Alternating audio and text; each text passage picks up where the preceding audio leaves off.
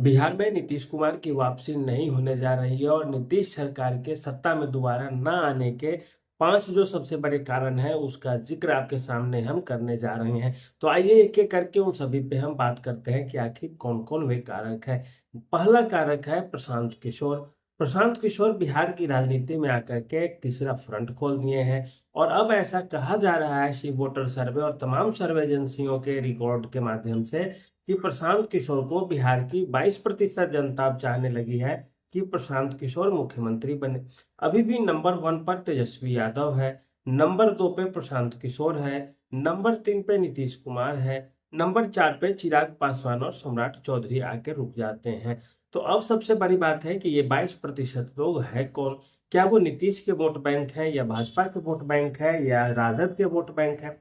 अब यहाँ समझने वाली चीज है कि जो प्रशांत किशोर के समर्थक है, उसमें से एक बड़ी आबादी भाजपा के वोट बैंक की है और भाजपा का वोट बैंक चूंकि इधर शिफ्ट हो गया है, तो ऐसे में एनडीए का जो वोट बैंक है, वो प्रशांत किशोर की ओर शिफ्ट दिख रहा है। ऐसे में अब जब चुनाव होंगे तो जदयू और भाजपा के खाते में जो वोट गिरेंगे, उसका बड़ा प्रतिशत शिफ्ट हो चुका होगा प्रशांत किशोर की ओर।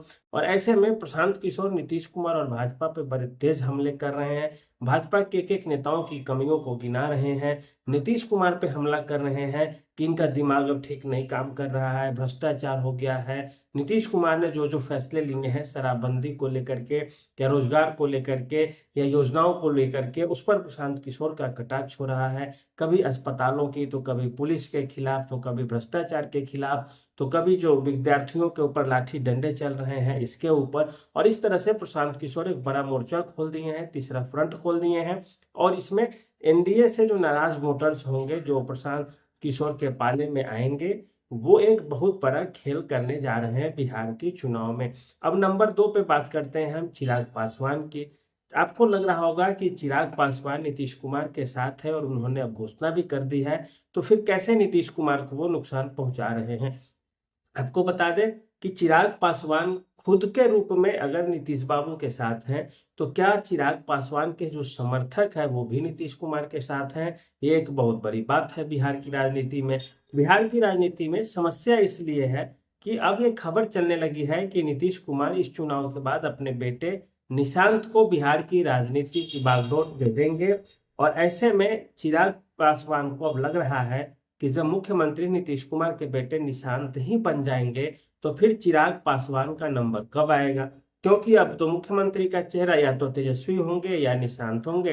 तो फिर चिराग जो सपना पाले हुए हैं कि एक न एक दिन हम बिहार के मुख्यमंत्री बनेंगे, उस बेचारे का क्या होगा? ऐसे में चिराग तो खड़े एनडीए के साथ, क्योंकि केंद्र की मंत्री का पद जा सकता है यदि विरोध करेंगे तो। लेकिन चिराग के समर्थक क्या नीतीश कुमार को उसी तरह से वोट देंगे जिस तरह से चिराग पासवान को वोट देते हैं? ये एक बहुत बड़ा सवाल है। ऐसे भी बिहार की जो दलित जातियां हैं, वो खास करके नीतीश कुमार और भाजपा को वोट ज्यादा मतलब ताकत के साथ नहीं देती है और इस तरह से चिराग पासवान के खेमे से भी खेमे में नाराजगी दिख रही है और यह नीतीश कुमार और भाजपा की सरकार के लिए एक बड़ा संकट का काम कर देगी। तो 2 चीज़ें आपको बता दें, पहला प्रशांत किशोर फैक्टर और दूसरा है चिराग पासवान का फैक्टर। अब तीसरा फैक्टर है कि बिहार के चुनाव में चूंकि सरकार बहुत दिनों से है, बहुत बार नीतीश कुमार लालू के साथ, तो कभी भाजपा के साथ, कभी भाजपा के साथ, तो कभी लालू के साथ, चुनाव किसी के साथ जीते, सरकार किसी के साथ जाके बना लिए। इससे एक जनता में जो विरोध का लहर होता है और सत्ता विरोधी लहर होती है, वो पनप जाती है। और ये जो सत्ता विरोधी लहर होती है, इसका सामना हर पार्टी को करना पड़ता है। जदयू और भाजपा भी बिहार में कर रही है।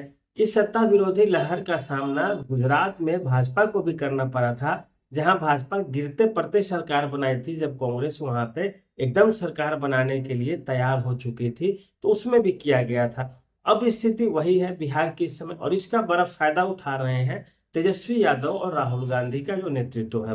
वो बिहार में रैली पे रैली कर रहे हैं, लोगों का ध्यान भटका रहे हैं, सरकार से नाराजगी है उसको सड़क पे ला रहे हैं लोगों के माध्यम से। और जो तेजस्वी और राहुल गांधी इस बार बड़ा एकदम नपातुला और सधा कदम लेकर के चल रहे हैं दोनों आदमी। और ऐसा लग रहा है कि जो सबसे ज्यादा लोग तेजस्वी को चाहते थे बिहार में कि मुख्यमंत्री बने, 41 42 43% तक उनका आंकड़ा आ रहा था, वो अब घट करके धीरे धीरे 31% पे आ गया है। लेकिन फिर भी सबसे बड़ी पार्टी तो अभी भी राजद और कांग्रेस का गठबंधन ही है वोट बैंक के मामले में, क्योंकि यादव और मुस्लिम का जो समीकरण है वो वर्तमान में फिलहाल टूटता हुआ नहीं दिख रहा है। और राहुल और तेजस्वी एक एक करके हर नीतीश कुमार की कमजोरी पर हमला कर रहे हैं। राहुल गांधी मोदी को लेकर टारगेट कर रहे हैं, तेजस्वी नीतीश कुमार को लेकर टारगेट कर रहे हैं।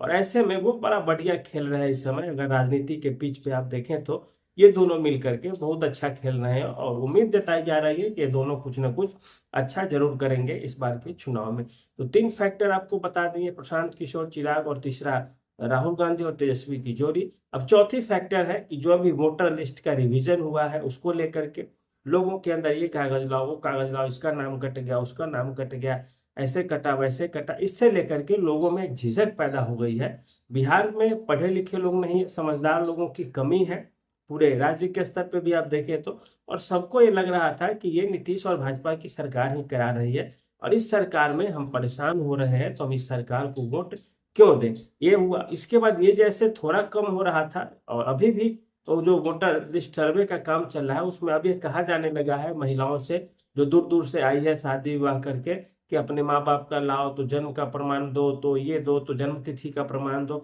अब जो न पढ़ा है न लिखा है, बहुत दिन हो गए शादी विवाह के, 10 साल 8 साल, वो कहाँ से राशन कार्ड लाएगा, वो कहाँ से खाता खुलवाता है, कौन अपने बेटियों के लिए खाता खुलवाता है, और खास करके गरीब तबके में, वो भी बिहार में। तो इन सब चीजों में सारे लोग यही समझ रहे हैं कि ये नरेंद्र मोदी करा रहा है, नीतीश कुमार करा रहा है और इस सबको वोट न दो। तो ये चौथी चीज है। उसके बाद इसी में एक जमीन के जमाबंदी से जुड़ी चीजें वो शुरू कर दी गई।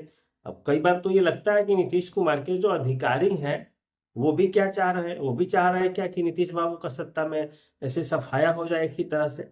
एक ही विवाद चल ही रहा था कि दूसरा विवाद आप काहे शुरू कर दिया अभियान। आपके राजस्व कर्मचारी, अंचल अधिकारी, राजस्व अधिकारी क्षम में नहीं है। बिहार में आधे से ज्यादा ऐसे अधिकारी हैं हर विभाग में जो अधिकारी बनने के लायक ही नहीं है। किसी तरह वहां पे 15 20 कैटेगरी बन जाती है जिसमें गिरते पड़ते किसी को कुछ नंबर आ जाए, किसी को कुछ नंबर आ जाए, और सब के सब एक ही ओहदे पे आके बैठ जाते हैं और इस चीज को झेलने की क्षमता उनके पास नहीं होती। आप कई सारे अंचल अधिकारी से मिलेंगे, हम तो बार बार मिलते हैं, ऐसे ऐसे अंचल अधिकारी बिहार की कुर्सी पर बैठे हैं, सरकारी कुर्सी पे बैठे हैं, जिनको जमीनी मामलों की बिल्कुल जानकारी नहीं रहती। ऐसे ऐसे राजस्व कर्मचारी हैं जिनको नाम लिखने तक नहीं आता है ठीक से। आप देखें अभी सुधार के लिए जो लिस्ट जा रही है, एक ही व्यक्ति का नाम 3 लाइन में सेम है, नाम, पिता का नाम, और तीनों में 3 तरह की त्रुटियां आपको दिखेंगी। इसमें जैसे वैभव लिखना है तो इसमें वैभव लिख देगा, इसमें वैभव लिख देगा, इसमें मैभव लिख देगा उसी आदमी को। और ये सारी की सारी गलतियां कर्मचारियों की होती है और इसके कारण लोगों के जूते चप्पल घिस जाते हैं। जमीन किसी व्यक्ति ने लिखाया 10 कट्ठा, उसने रसीद भी कटवा ली 10 कट्ठा, और जब जमाबंदी में गया ऑनलाइन चढ़ाने तो उसको 9.5 कट्ठा कर दिया गया है। अब वो बेचारा 3 4 महीने से ब्लॉक कार्यालय में घिस रहा है, पटना तक शिकायत किया है लेकिन कोई सुनवाई नहीं होती, क्योंकि यहाँ पे भ्रष्टाचार बहुत ज्यादा है। जब तक आप पैसा नहीं देंगे आपका काम नहीं होगा, चाहे जानकारी मंत्री स्तर तक क्यों न जाए। और मेरे पास इसके कई सारे प्रूफ है और साक्ष्य है इन चीजों के, इसीलिए हम ऐसा बता रहे हैं आपसे। तो इस तरह से ये विभाग पर भ्रष्टाचार का जो चादर ओढ़ के विभाग सोया रहता है उसको जगाने की कोशिश की गई है, लेकिन सरकार ये नहीं समझ पाई। ये एक बार जब जगेगा तो इसके जो कर्मचारी अधिकारी वो भ्रष्ट ही हैं, घूस लेते हैं, हमेशा पकड़े जाते हैं, और फिर से एक बार राज्यव्यापी यही माहौल बन जाएगा। लोग परेशान होंगे, कागज नहीं मिलेगा और फिर सरकार विरोधी लहर बन जाएगी।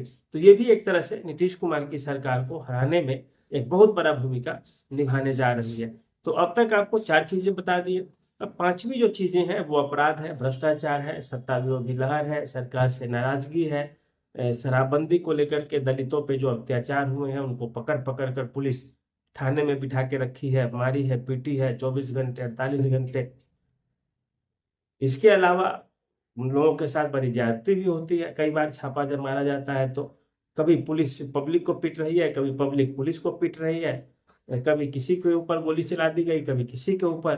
कारोबारी त्रस्त है, मॉल संचालकों की हत्या हो जाती है, जमीन कारोबारियों की हत्या, उद्योगपतियों की हत्या, अस्पतालों में गोलीबारी होती है। तो ये सब एक माहौल खराब किया है बिहार का, और ये सब बड़े कारण होने जा रहे हैं जिससे कि नीतीश और भाजपा से लोग नाराज चल रहे हैं। पटना की सड़कों पे कभी डॉक्टर्स विरोध प्रदर्शन करते हैं, कभी बीपीएससी के छात्र करते हैं, उन पर लाठियां चलती है, कभी शिक्षक अभ्यर्थी करते हैं, उन पर लाठियां चल जाती है, तो कभी पंचायत सचिव, राजस्व कर्मचारी हड़ताल पे जाएगा पटना की सड़कों पे। और अभी कुछ दिन पहले फिर से एक बार जबरदस्त लाठियां चली है पटना की सड़कों पे, और लोग रोजगार मांगने जाएंगे और आप लाठियां बरसा देंगे। तो ये भी कुल मिला के देखे तो सही नहीं है किसी अंदाज से। तो ये भी होता है, और चुनावी वर्ष में ये सब चीजें तब हो जब चुनाव 2-3 महीने बाद होने हो, तो ये निश्चित रूप से ये संकेत दे रहा है कि सरकार जाने वाली है। इसके अलावा, इन पांचों के अलावा देखें तो भाजपा उस स्तर से तैयारी बिहार में नहीं कर रही है जिस स्तर से अन्य राज्यों में करती है। प्रधानमंत्री मोदी आते हैं भाषण देने तो वो ऑपरेशन सिंदूर की बात कर देते हैं, राष्ट्रवाद की बात कर देते हैं, वो लालू यादव के भ्रष्टाचार की बात कर देते हैं, जंगल राज की बात करते हैं। जबकि अभी जो जंगल राज चल रहा है नीतीश कुमार की सरकार में, उसका जिक्र प्रधानमंत्री नहीं करते हैं। बिहार का हर विभाग भ्रष्टाचार में डूबा हुआ है, इसकी बात प्रधानमंत्री नहीं करते हैं। अभी कोई रायगढ़ के मधुबनी में पोस्टर था इंजीनियर, जिसके घर छापा पड़ा है अपराध से, कुछ संपत्ति जिसने जमा कर रखी थी, उसकी चर्चा हो रही थी। इस पर प्रधानमंत्री नहीं बोलते, कुछ भाजपा कुछ नहीं बोलती है, नीतीश के मंत्री वगैरह कुछ नहीं बोलते हैं, और दूसरे लोगों पे बहुत ज्यादा, लालू के भ्रष्टाचार पर खूब इन लोगों का ध्यान जाता है। तो यही सब एक कारण है जो एक सरकार विरोधी और ज्यादा लहर पैदा कर देगी। बिहार है तो बिहार की बात कीजिए। प्रधानमंत्री जी चुनाव के समय ही आके 10,000, 5,000, 7,000 करोड़ का घोषणा करते हैं कि यहाँ ये होगा, वहां वो होगा। आपको सालों भर आना चाहिए, आपकी सहयोगी पार्टी है सत्ता में, हमेशा आना जाना चाहिए। हालांकि आने जाने में कमी नहीं है, लेकिन काम भी तो दिखना चाहिए सड़कों पे। व्यवस्था बदहाल है, अपराध बढ़ रहे हैं, भ्रष्टाचार ज्यादा है, आम लोग त्रस्त है, तो इस पे भी तो सरकार का ध्यान होना चाहिए। तो इस पे नहीं होता है, बाकी चीजों पे खूब होता है। तो यही सब एक कारण है कि एक बड़ा जो विरोधी लहर है उसको कैसे समेटा जाए, बड़ा मुश्किल है। हालांकि जदयू और भाजपा की तरफ से कोशिश की जा रही है, आनंद मिश्रा, आशुतोष कुमार, नीलमणि जैसे लोगों की वापसी कराई जा रही है, और पार्टी को मजबूत करने का प्रयास किया जा रहा है। लेकिन हर चीज के बावजूद बिहार भाजपा में कद्दावर नेताओं की कमी है, जो पार्टी को एक मंत्र में बांध के ले चले और सारी चीजों को आगे बढ़ाए। सबको मुख्यमंत्री बनने की होड़ मची हुई है, और ऐसे में किसी भी राज्य में चुनाव नहीं होते और जीते नहीं जाते हैं। तो बिहार में स्थिति भी बड़ा डवाडोल की स्थिति है। जो पूरी की पूरी स्थिति थी उससे आपको हमने अवगत कराया है। फिर कुछ आएगी जानकारी तो अपडेट देंगे। तो अभी समय है, सारे नेता और सारी पार्टियां अच्छा प्रयास करेंगी कि हम चुनाव जीते। प्रशांत किशोर भी हैं, तेजस्वी भी है, नीतीश बाबू भी है। प्रशांत किशोर का तरीका अनोखा है, वो थोड़ा अलग स्टाइल में काम कर रहे हैं, और वो भी लड़ाई में है, वो भी बड़ी सीटें जीतने की फिराक में है, और वो धीरे धीरे कद बढ़ता जा रहा है प्रशांत किशोर का। 10-12% जब वो लोग चाहते थे तब से हम लोग देख रहे हैं, और आज 22% पे पहुंच गए। और धोखे से भी यदि 29 और 30% पे गए तो समझ लीजिए कि नीतीश और भाजपा और चले जाएंगे नीचे, और तेजस्वी और प्रशांत किशोर में लड़ाई होगी, जो इसका अनुमान हमें बहुत पहले से है कि ऐसा न हो बिहार चुनाव तेजस्वी वर्सेस पीके लड़ लिया जाए। तो आज के लिए इतना ही रहने दे। इस विश्लेषण में कैसी लगी आप जरूर हमें बताइएगा, यह समीक्षा। धन्यवाद, नमस्कार।